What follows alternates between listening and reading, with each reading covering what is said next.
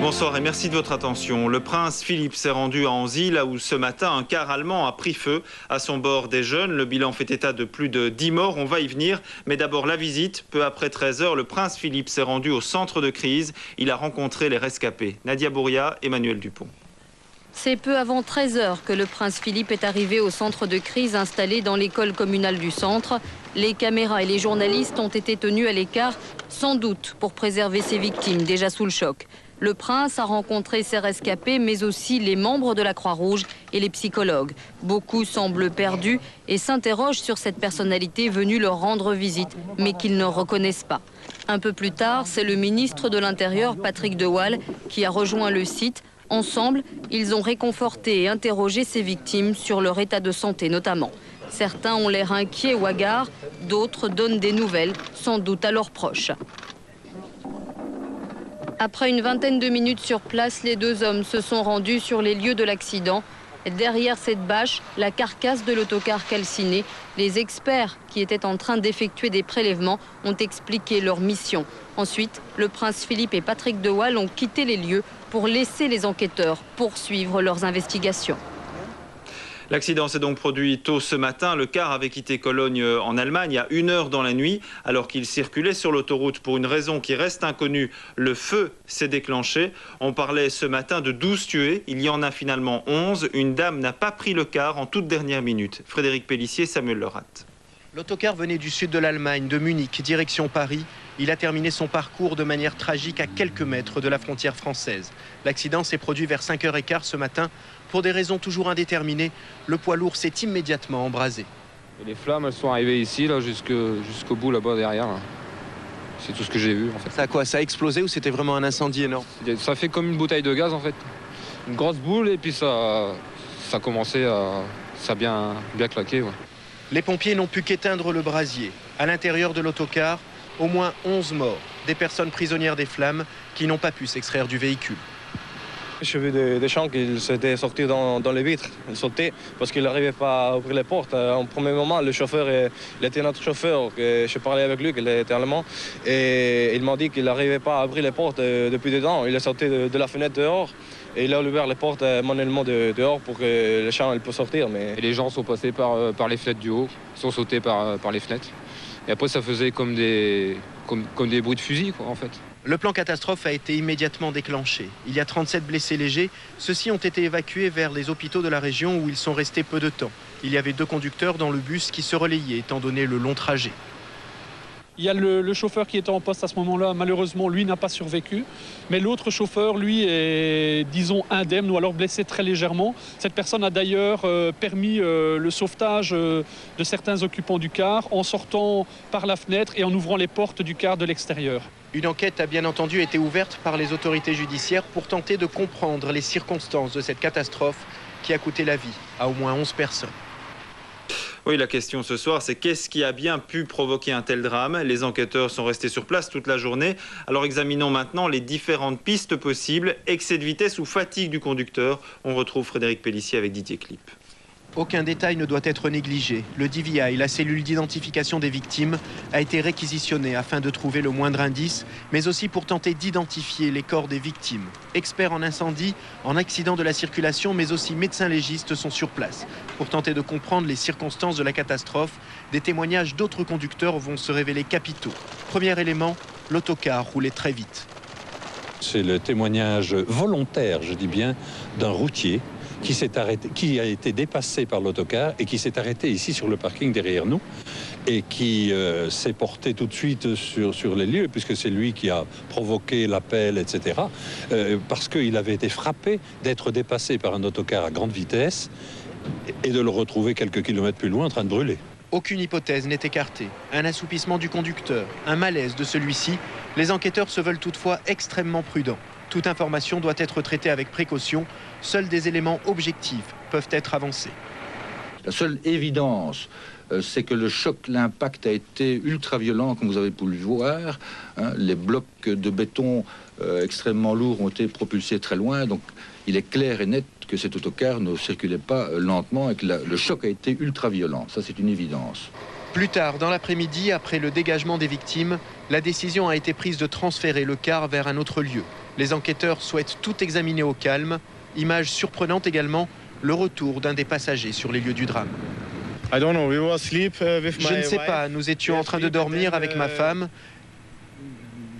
Et puis nous avons vu les flammes, le bus était en train de brûler. En fin de journée, le DVI était toujours en train de préparer le transfert du véhicule pour une analyse approfondie.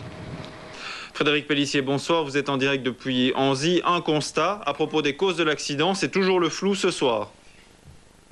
Oui Grégory, c'est un constat, c'est le flou en fait dans bien des domaines. On vient de l'apprendre il y a quelques minutes, même sur le nombre de victimes, ça reste toujours le flou. Le procureur du roi, Claude Michaud, vient de nous confirmer qu'on ne sait toujours pas s'il s'agit de 11 ou de 12 victimes. D'ailleurs, le DVI était il y a quelques minutes encore occupé à faire des analyses sur le car avant même que celui-ci soit transféré. Il y a également beaucoup de problèmes quant à l'identification des victimes. Il faut savoir que la liste des passagers était incomplète au départ du bus en Allemagne. En d'autres termes, les enquêteurs n'arrivent pas à savoir qui est monté où, combien de personnes sont montées dans les différentes étapes. C'est ce qui complique encore la tâche des enquêteurs pour tenter d'identifier les personnes qui sont décédées à l'intérieur du car. Alors pour en revenir aux circonstances de cet accident, là encore on se refuse à avancer toute hypothèse pour le moment. Ce dont on est sûr actuellement, donc, c'est de la vitesse à laquelle roulait cet autocar.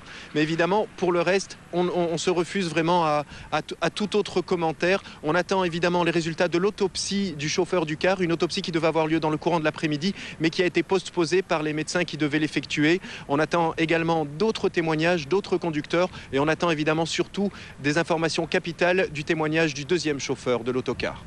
Merci Frédéric, et je vous confirme bien que donc le parquet de Mons vient de communiquer qu'apparemment il s'agirait bien de 11 victimes. On parlerait bien de 11 victimes puisqu'une dame qui avait réservé sa place pour ce voyage ne s'est pas présentée à la dernière minute. Alors très vite ce matin, le plan catastrophe a été déclenché. Les rescapés ont été amenés vers un centre de crise mis en place par la police. Des rescapés très choqués, comme l'ont constaté sur place Emmanuel Dupont, Redjepa Métage. Les blessés arrivent par petits groupes à l'école communale d'Anzy. Ils viennent de recevoir les premiers soins dans 5 hôpitaux de la région. La plupart souffrent d'intoxication par la fumée, de blessures légères au bras ou aux pieds. Un peu plus tôt, les autorités communales s'étaient mobilisées pour transformer le gymnase de l'école en centre de crise. On a préparé des sandwichs, enfin on fait tout ce qui est possible aussitôt le matin pour pouvoir les aider, malgré que ce ne sera sûrement pas évident parce que dans les blessés, ils ont sûrement des victimes qu'ils connaissaient bien, donc ça ne va pas être évident à gérer, quoi. Des lits, des brancards y sont acheminés, tandis que des habitants viennent proposer leur aide. Comme mon épouse est allemande et que je parle allemand, je suis venu voir si je pouvais me mettre à leur disposition. Des fois qu'il faudrait des interprètes, quoi. Des traducteurs de la police militaire viennent se joindre aux particuliers pour faciliter les communications avec les passagers des Allemands, des Turcs, des Bosniaques. Le service de soutien psychologique de la Croix-Rouge dirige les entretiens. Ce qui compte dans les premiers temps comme ça pour les victimes, c'est de pouvoir téléphoner à leurs proches, savoir où sont leurs proches, s'ils étaient avec eux dans le bus, dans quel état ils sont, et de pouvoir effectivement répondre à ces besoins primaires. Les mettre en contact, permettre aux gens de téléphoner, et maintenant je pense que le plus important va être d'organiser leur retour chez eux. Certains blessés ont très vite quitté Anzy pour rejoindre leur famille en Allemagne par leurs propres moyens. Le ministre des Transports allemand a quant à lui rendu visite aux rescapés après avoir salué l'efficacité des services de secours. 31 passagers sont passés par ce centre d'accueil. 5 personnes sont toujours hospitalisées pour des fractures et des brûlures au second degré. Ce soir, d'autres continuent de quitter le pays. Repartons à Anzy où nous attend le bourgmestre Éric Thiébaut. Bonsoir. Les rescapés, certains rescapés vont rester en Belgique ce soir. Comment cela va-t-il se passer? L'Allemagne a proposé un rapatriement en autocar, mais les survivants sont, on le comprend, traumatisés. Comment ça va se passer ce soir? Eh bien évidemment, il y avait d'abord eu une proposition de rapatriement en autocar. Il est bien évident que les victimes, les rescapés n'ont pas voulu accepter cette solution.